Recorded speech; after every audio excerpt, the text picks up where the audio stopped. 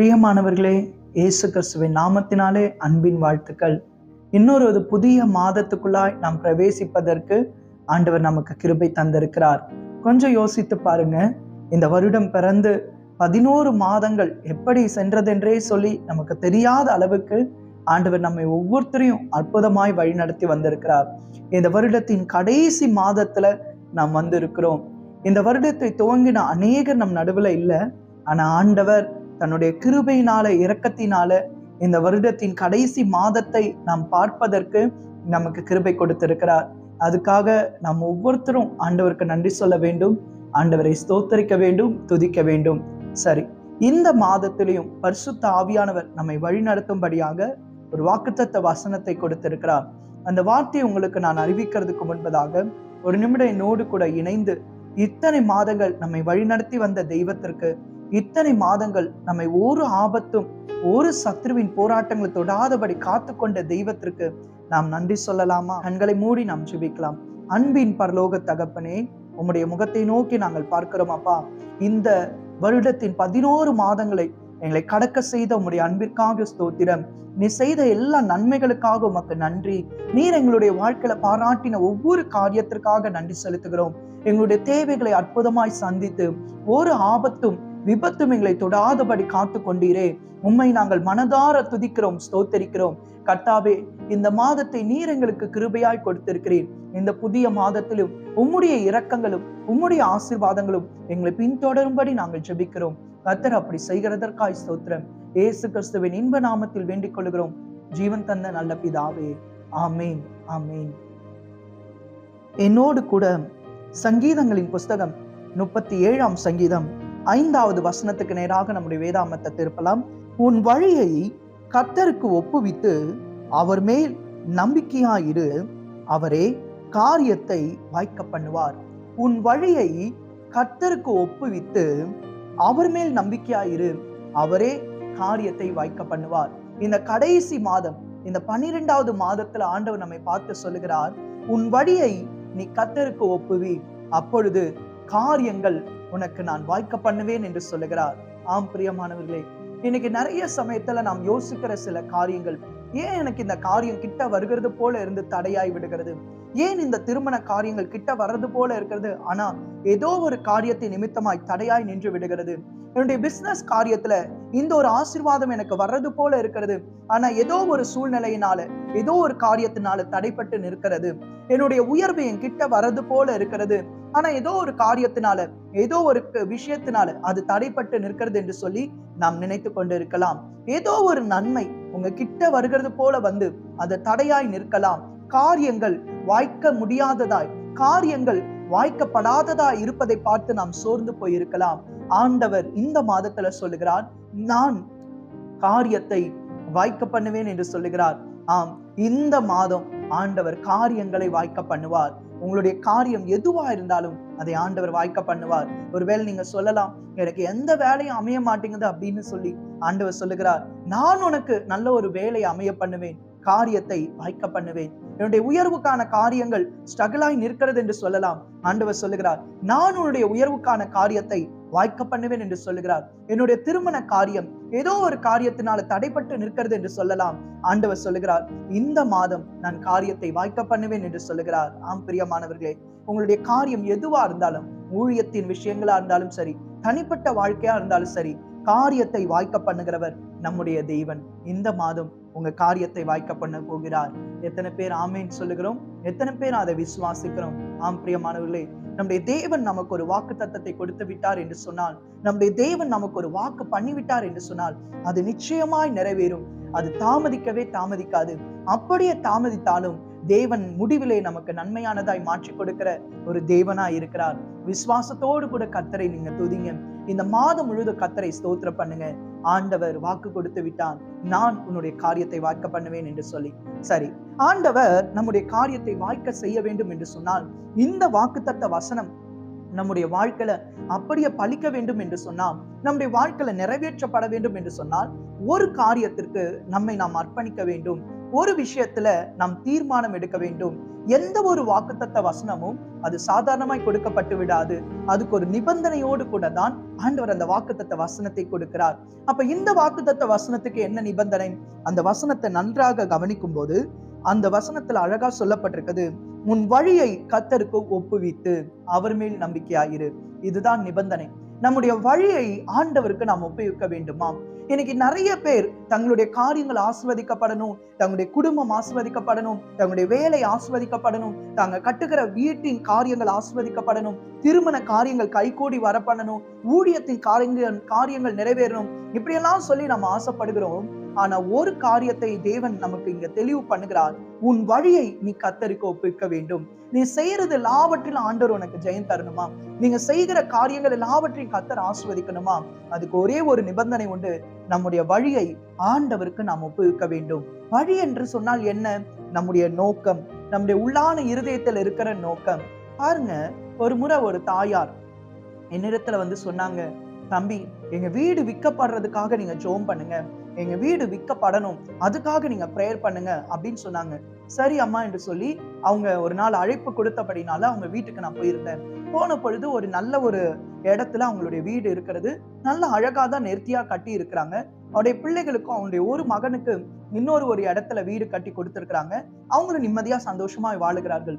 அப்ப நான் அந்த அம்மா கிட்ட கேட்டேன், அம்மா, எதுக்காக இந்த வீடு விற்கப்படணும்னு நீங்க நினைக்கிறீங்க?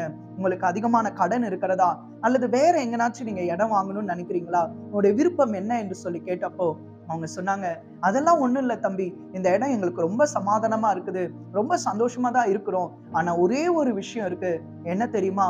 என்னுடைய மருமகள் என் வீட்டின் மேல இருக்கிறான். எனக்கும் என் மருமகளுக்கும் அடிக்கடி சில பிரச்சனைகள் வருகிறது. எப்படியாச்சும் இந்த வீட்டை விட்டு அவளை இந்த இடத்தை விட்டு நான் அனுப்பிடணும், வேற எங்கனாச்சும் போய் அவ இருக்கணும். இந்த வீட்டுடைய கஷ்டம் என்னன்றது அவளுக்கு தெரியணும். அவளுக்கு நான் தெரிய வைக்கிறதுக்காக இந்த வீட்டை நான் முயற்சிக்கிறேன். என் மருமகள் சொன்னா, அம்மா, நமக்குள்ள ஏதோ சின்ன மிஸ் அண்டர்ஸ்டாண்டிங் வர்றது உண்மைதான், அதுக்காக நீங்க வீட்டை விற்காதீங்கன்னு சொல்றா. ஆனா நான் சொன்னேன், அதெல்லாம் கிடையாது, இது என்னுடைய வீடு, என்னுடைய காரியம், நான் தான் இதை கஷ்டப்பட்டு உருவாக்குனேன், நான் தான் இதை கஷ்டப்பட்டு வாங்கினேன், அதனால இதை நான் விற்று போடுவேன், நீ பாரு அப்படின்னு சொல்லிட்டேன். என்னுடைய மருமகள் என்னதான் என் கூட சமாதானமாக வந்தாலும் எனக்குள்ள இருக்கிற ஒரு வைராகியம், ஒரு ஈகோ அவளோட சமாதானம் ஆகாதபடிக்கு தடுத்து கொண்டிருக்கிறது.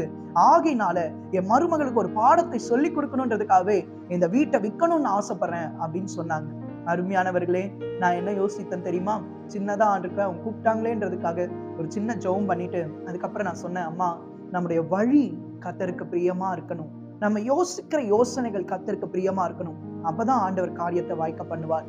ஒரு கஷ்டம் அல்லது வேற ஏதாச்சும் ஒரு நல்ல நோக்கத்துக்காக நீங்க இந்த வீட்டை விற்க பிரயாசப்பட்டீங்க, இல்ல இந்த ஒரு காரியத்தை முன்னெடுக்க நினைத்தீங்கன்னா கர்த்தர் உங்களுக்கு உதவி செய்வார்.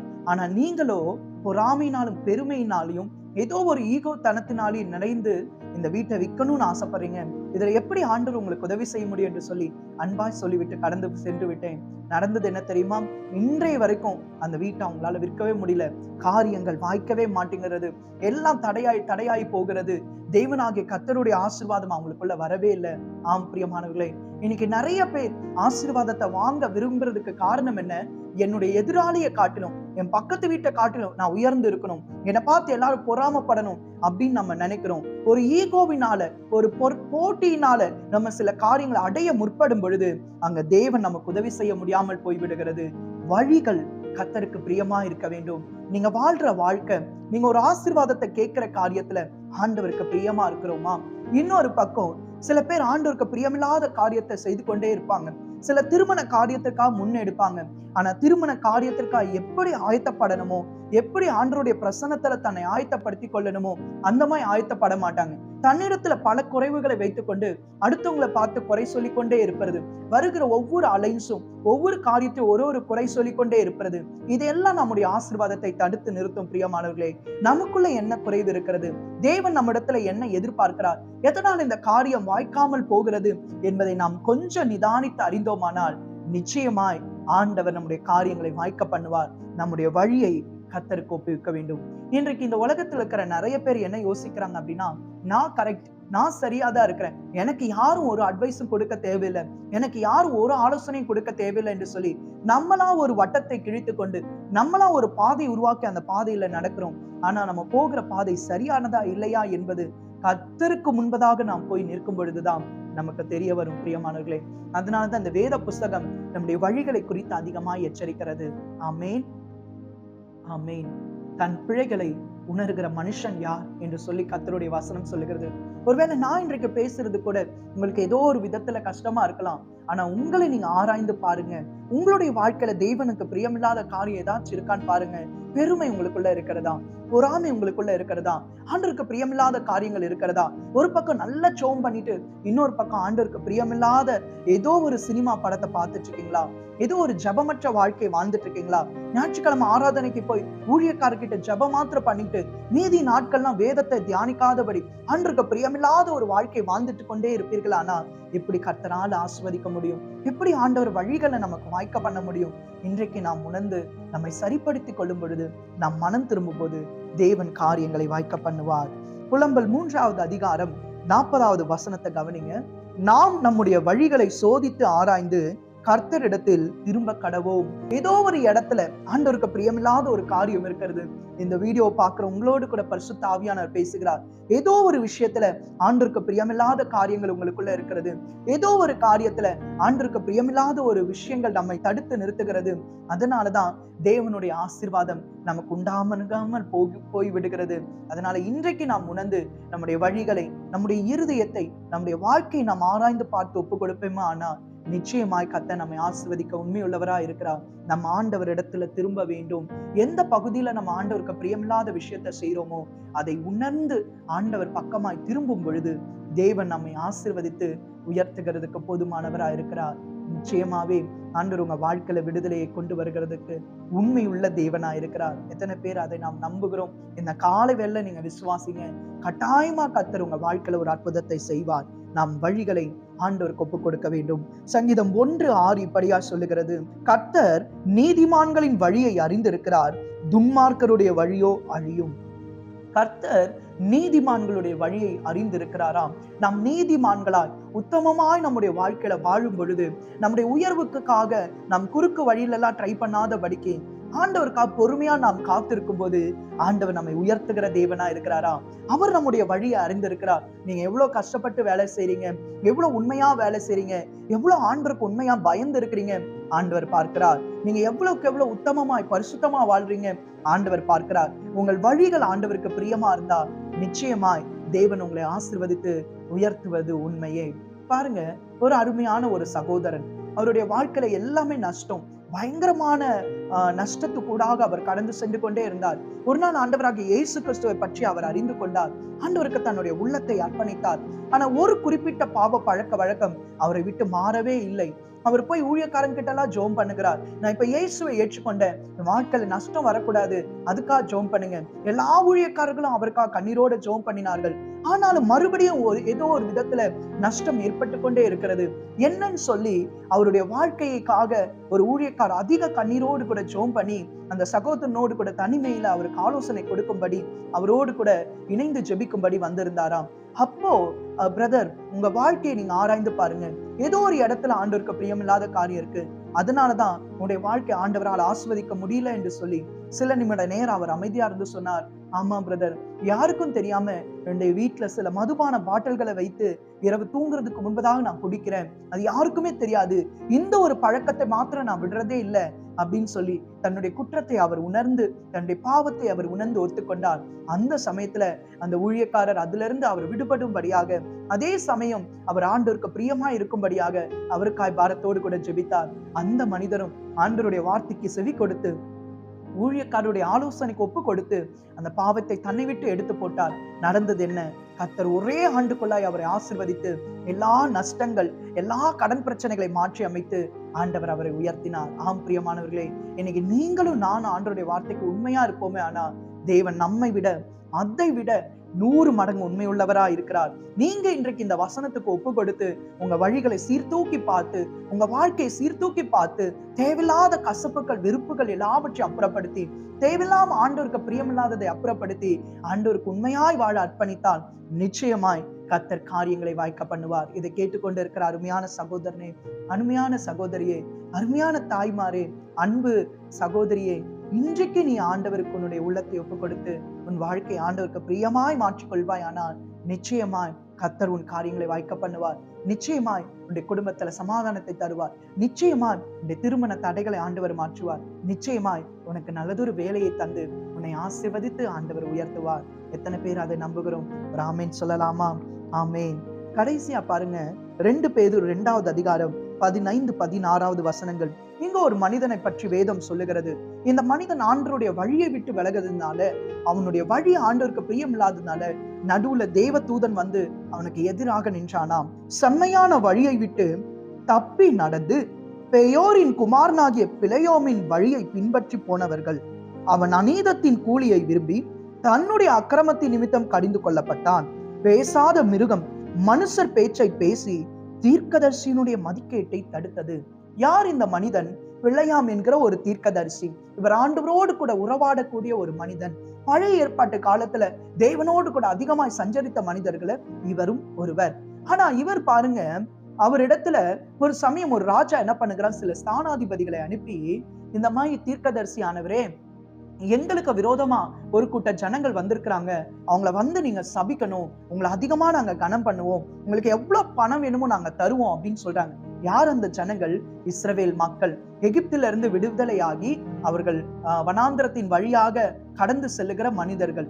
அப்ப அவங்கள சபிக்கும்படியாதான் இந்த பாலாக் என்ன பண்கிறான், இந்த பிலேயாம் தீர்க்கதரிசியை கூப்பிடுகிறான்.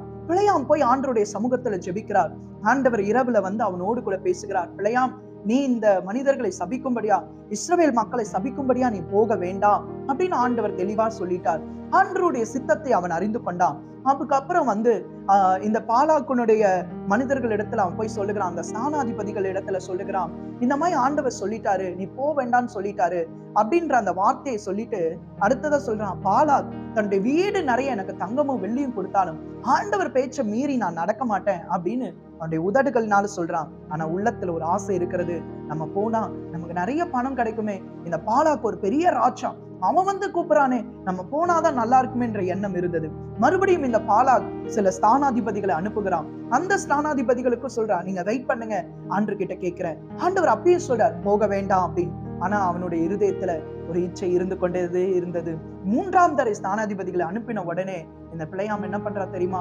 சரி, ஆண்டவர் கிட்ட நான் மறுபடியும் கேட்கிறேன்னு போய் கேட்டோன்னே ஆண்டவர் சொல்றார், சரி போப்பா அப்படின்றார். அது பரிபூர்ணமா ஆண்டவர் சொல்லல, அனுமதி சித்தத்துல சொல்றார். இவன் ஓயாம கேட்டுட்டு இருக்கிறானே, என் உள்ளத்துல இருக்கிறத இவனுக்கு சொல்லியும் கூட இவன் கீழ்ப்படியிலே சொல்லிட்டு சரி போ அப்படின்னு ஆண்டவர் சொல்லிட்டார்.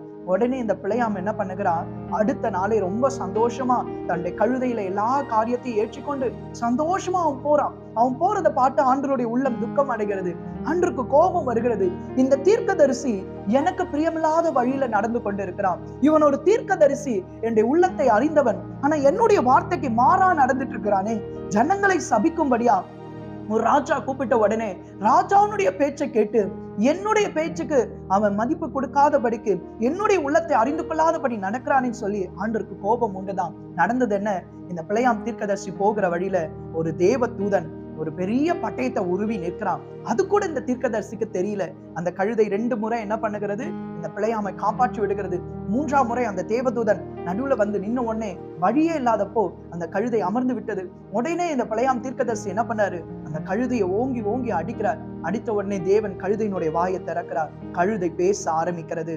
அப்பதான் இந்த பிலேயாம் தீர்க்கதரிசிக்கு தெரியுது, எதிர்த்தாப்புல ஒரு தேவதூதன் பட்டயத்தோடு கூட நிற்கிறான் என்று சொல்லி. ஆம் பிரியமானவர்களே, இன்னைக்கு நம்ம ஆண்டவரோடு கூட உறவாடுகிறோம்னு நினைத்து கொள்ளலாம். நான் தான் நல்லா ஜோம் பண்றேனே, வேதத்தை வாசிக்கிறேன்னு தெரியலாம். ஆனா நிறைய சமயத்துல ஆண்டவருக்கு பிரியமில்லாத வழிகள்ல போய் விடுகிறோம், ஆண்டவருக்கு பிரியமில்லாத காரியத்துல நம்ம போய் நின்று விடுகிறோம். அதனாலதான் கர்த்தரே சில சமயம் நம்முடைய வழிகள்ல தடைகளை கொண்டு வருகிறார். கர்த்தரே சில சமயம் நமக்கான கதவுகளை திறக்காதபடி அடைத்து வைத்திருக்கிறார். இன்றைக்கு நாம் மனம் திரும்பி ஒப்பு கொடுப்போமே, ஆனா நம்முடைய வழிகளை ஆண்டவருக்கு பிரியமாய் அர்ப்பணிப்போம், ஆனா நிச்சயமாய் கர்த்தர் நம்மை ஆசீர்வதித்து உயர்த்துவார். ஒரு அருமையான ஊழியக்காரர் சொல்லுகிறார், அவர் செய்ய வேண்டிய பணிகள் எவ்வளவு இருந்தாலும் அத்தனை பணிகளையும் குறைந்தது ஒரு 5 முறையாவது தேவ சமூகத்துல சொல்லி ஜெபிக்காம அவர் எந்த காரியத்தையும் செய்ய மாட்டாராம். அப்படி ஆண்டவரிடத்துல ஆலோசனை பெற்று ஆண்டவருடைய சமூகத்துல ஒவ்வொரு காரியத்தையும் அவர் வைத்து ஜெபம் பண்ணி செய்யும் பொழுது காரியங்கள் அற்புதமாய் வாய்த்ததாம். இன்னைக்கு உங்க காரியங்கள் வாய்க்கணுமா, உங்க பிள்ளைகளுடைய திருமண காரியங்கள் வாய்க்கணுமா, உங்களுடைய வீட்டின் காரியங்கள் வாய்க்கணுமா, இந்த வருஷம் எந்த நன்மையுமே நான் பார்க்கல நீங்க சொல்றீங்களா, இந்த கடைசி மாதத்துல நன்மையை பார்க்கணுமா, நம்முடைய வழியை கர்த்தருக்கு நாம் கொடுப்போம். நம்முடைய குடும்பத்தை ஆண்டவருடைய கரங்கள்ல கொடுப்போம். நீங்களும் நானும் கர்த்தருக்கு பயந்து நம்முடைய வாழ்க்கையை கொடுக்கும்போது நிச்சயமாய் தேவனாகிய கர்த்தர் நம்மை ஆசீர்வதித்து உயர்த்த போதுமானவராக இருக்கிறார். இப்போ நம்ம ஒப்பு கொடுத்து ஜெபம் பண்ணலாமா? நீங்க ஆயத்தமா இருக்கிறீங்களா? நம்ம இணைந்து ஜெபிக்க போறோம். நிச்சயமாய் ஆண்டவர் உங்களை ஆசீர்வதிக்க உண்மையுள்ளவரா இருக்கிறார். சின்சியரா இந்த ஒரு நிமிடம் இணைந்து ஜெபம் பண்ணுங்க. கட்டாயம் கர்த்தர் உங்களை ஆசீர்வதிப்பார். கண்களை மூடி நம்ம ஜெபிக்கலாமா? அன்பின் பரலோக தகப்பனே, இந்த நாள் இந்த வார்த்தையை கொண்டு எங்களோடு கூட நீர் பேசினீர். ஆண்டவரே, உமக்கு பிரியமில்லாத வழிகளை நாங்கள் எங்களை விட்டு அப்புறப்படுத்துகிறோம் அப்பா. அருமையான இந்த வீடியோவை பார்த்து என்னோடு கூட இணைந்து தேவனே, உமக்கு பிரியமில்லாத வழிகளை என்னை விட்டு அகற்று போட்டும் என்று சொல்லி ஜெபிக்கிற ஒவ்வொருத்தருக்கும் கர்த்தர் இறங்குவீராக. கர்த்தாவே, ஒரு மனம் திரும்புதலை தந்தருளும் ஆண்டவரே. யாரெல்லாம் தங்களுடைய வழியை உணர்ந்து தங்களுடைய தவறுகளை அப்புறப்படுத்தி உம்மிடத்துல திரும்புகிறார்களோ கர்த்தாவே, அவர்களை இந்த மாதம் நீர் ஆசீர்வதிப்பீராக. உன் வழியை கர்த்தருக்கு ஒப்புவித்து அவர் மேல் நம்பிக்கையாயிரு. அவரே காரியத்தை வாய்க்க பண்ணுவார் என்ற வார்த்தையின் பிரகாரம் ஒவ்வொரு பிள்ளைகளுடைய குடும்பத்தையும் கர்த்தர் ஆசீர்வதியும். அவருடைய வேலைகளை கர்த்தர் ஆசீர்வதியும். திருமண காரியங்கள் கைகூடி வர பண்ணும். இதோ இந்த ஆண்டுல நான் ஒரு நன்மையும் பார்க்கலையே என்று சொல்லி ஏங்குகிற ஒவ்வொருத்தருடைய உள்ளத்தையும் கர்த்தர் கண்ணோக்கி பார்த்து இந்த மாதத்துல அவர்களுக்கான நன்மையை நீர் கட்டளையிடுங்கப்பா. நீங்க சொன்ன வார்த்தைக்கு இவங்க மனம் திரும்புறாங்க ஆண்டவரே. உங்க ஒவ்வொருத்தரும் மனம் திரும்பி தங்களை ஒப்பு கொடுக்கதை நீர் பார்க்கிறீர். கர்த்தாவே, உடைய மனம் திரும்புதலை நீர் ஏற்றுக்கொண்டு இவர்களை ஆசீர்வதித்து மகிழ பண்ணும். உங்களுடைய பலத்த கரத்துக்குள்ளாக இந்த மாதத்தை நாங்கள் ஒப்பு கொடுக்கிறோம். கர்த்தாவே, ஒவ்வொருத்தரும் சாட்சிகளாய் எழும்பட்டும். உம்மை ஸ்தோத்தரித்து மகிமைப்படுத்த கிருபை தாரும். இந்த மாதம் முழுவதும் உடைய பாதுகாப்பும் உடைய சேமமும் உடைய ஆசீர்வாதமும் உடைய பிள்ளைகள் மேல நிறைந்திருப்பதாக இயேசு கிறிஸ்துவின் இன்ப நாமத்தில் வேண்டிக் கொள்கிறோம், செபிக்கிறோம் நல்ல பிதாவே. ஆமென். கர்த்தர் உங்களை அதிகமாய் ஆசீர்வதிப்பாராக. இந்த மாதம் ஃபுல்லா இந்த வசனத்தை வைத்து தியானம் பண்ணுங்க, சொல்லி ஜெபம் பண்ணுங்க. பரிசுத்த ஆவியானவர் நமக்கு உதவி செய்வார். எதெல்லாம் ஆண்டவருக்கு பிரியம் இல்லாததோ அதெல்லாம் நம்மளுக்கு அப்புறப்படுத்துங்க. நிச்சயமாய் ஆண்டவர் பெரிய காரியங்களை செய்வார். God bless you.